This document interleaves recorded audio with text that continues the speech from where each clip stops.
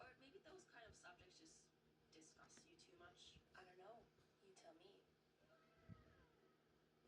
It is time to address the scientist artist of the group, the one who uses their sketchbook kind of like a laboratory notebook to test all their million art supplies in there. Over half the things in there are not drawings, just a bunch of neatly organized colored rectangles with a brand name written next to them like it is just one big research study. I don't really understand why you enjoy swatching everything this much, so you need to dedicate a whole book to it, but alright, if it makes you happy. I know you're also addicted to music supplies because music supplies equal immediate dopamine and of course more swatches.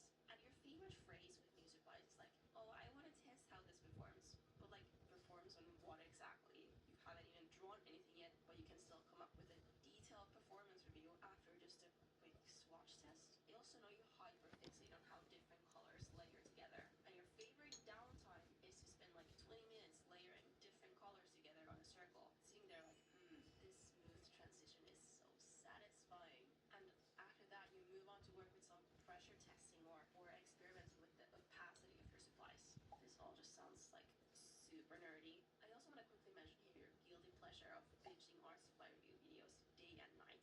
Especially when you are not able to take part in these experiments yourself, you love to intensely follow other people doing it for you. And if they try sugarcoating the supplies a bit too much, you will not hesitate leaving an aggressive comment down below about what they forgot to mention. I just find it a bit funny how you care so deeply about the paper texture of your sketchbook, even though you barely ever finish any pieces in there. It doesn't really matter if the paper is cold or hot pressed or if it peels under heavy layering if you only waste it on some color pashes. But to be fair, you have accidentally become an expert of these supplies and have like a sixth sense with being able to tell what pens and paper work the best together and what markers streak the most or what takes the longest time to dry. And your knowledge has probably saved many of us when we have desperately tried to do our research on what supplies to get. So props to you, my friend.